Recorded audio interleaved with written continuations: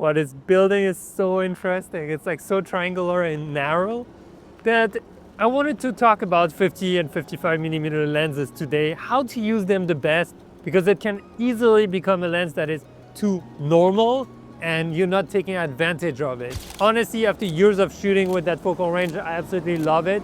And I want to share with you how and when to use it, what are the advantages and what are the drawbacks. So if you're ready, let's get started and let's thank Build Trucks for sponsoring this video. Let's go.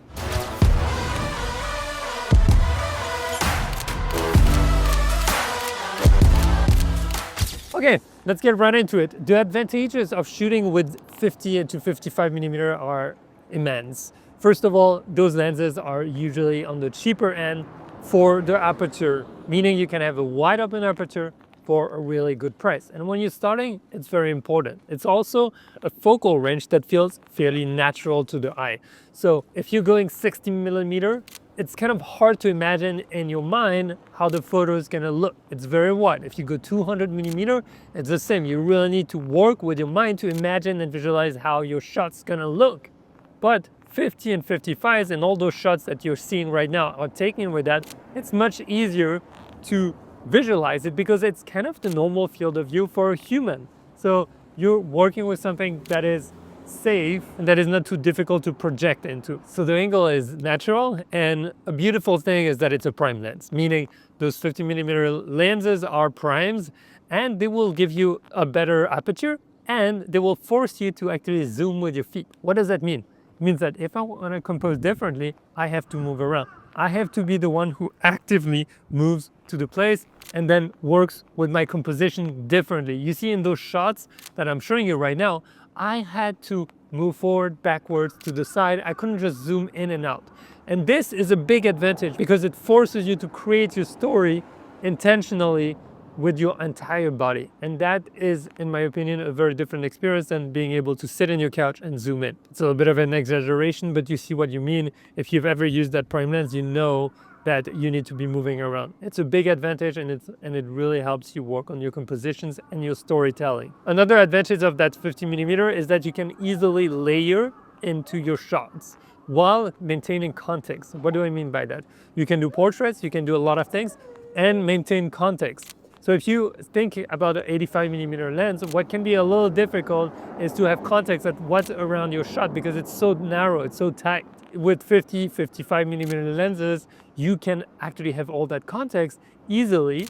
It's not as wide as 24, 20, where you're gonna struggle to fight between your subject and the context. Here you can like really focus on this, on your subject, like you can see on that shot, and keep around a little bit of context to show where you are. So storytelling wise, this lens is pretty powerful in my opinion, and allows you to create those layers with the context or with different elements to bring your story forward and add a little bit of spices on top. And when I don't need to mention bokeh. Bokeh at 1.8, beautiful on the full frame.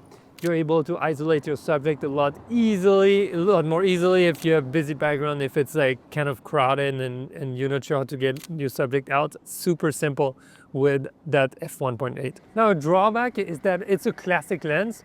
What does it mean? It well simply means that it's a classic, and for a good reason, so it's not necessarily a disadvantage. The only disadvantage I would say is that it's a little narrow and very tight spaces. So if you're shooting in very tight spaces, you may struggle a little more to add context or for what you want. But honestly, you know, here's how I use a 50 millimeter or 55. I tend to really try to work, and all those shots I'm showing you right now, this POV also is showing you that I try to get close to some elements, and for example, a little shop, a little kitchen or something happening from the outside, and get some of that framing, use those elements to frame my subject and shoot through it.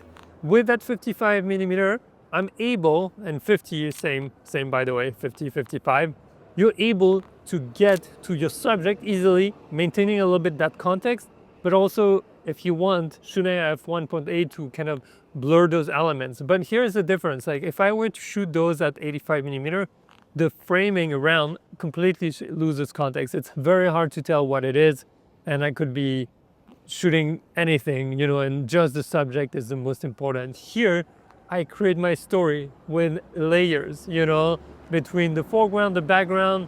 It's very interesting. I also love to shoot, and you can see it on that shot, kind of lower to the ground with that 55 millimeter, include a little more of that foreground that leads into the image a little further to get to the subject. It's not so wide that you get lost, you know, like 16 millimeter. If you do that, you better have strong leading lines. With around that 50 range, you really can get faster to your subject, and it's a little more natural and easier in my opinion. I'm gonna share two more techniques, but I wanted to give a little shout out to Viltrox because I've been using their AF 55mm f1.8 Evo.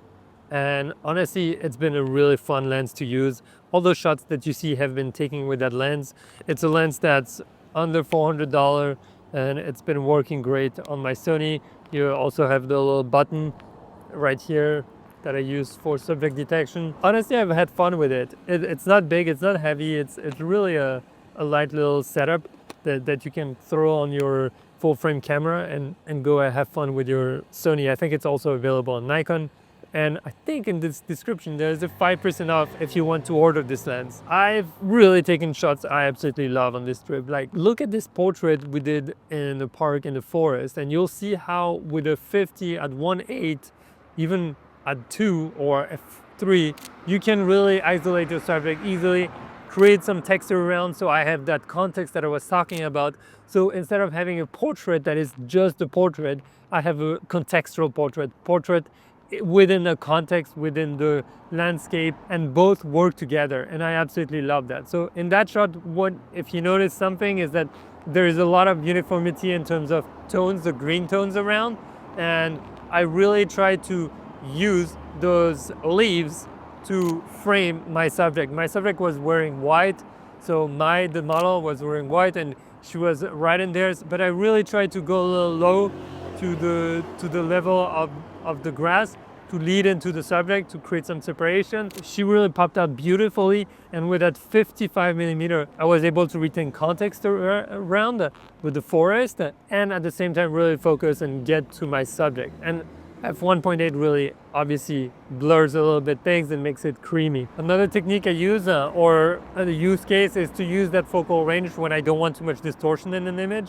especially when I'm trying to retain a fairly wide field of view, but trying to keep my, for example, buildings very straight. So as you can see on that photo with the street leading, your buildings are straight on the side. If I would shoot with a wide angle, well, first of all, I may lose a little bit of that geometry. So the buildings may get curved unless they're right in the middle, and then they would look much further. So with that 50 millimeter, I'm able to create that, get a little bit of compression, not too much where it's overwhelming, but just enough to have the geometry of that frame ready and give context to the place, and then maybe focus on a subject or two. And last but not least, that shot where you see the lady in that shop, for me is a great example again of using a 55 at 1.8, where you use those layers on the outside to lead to your subject. And you can intentionally make the subject a little harder to pick in that frame without going too tight,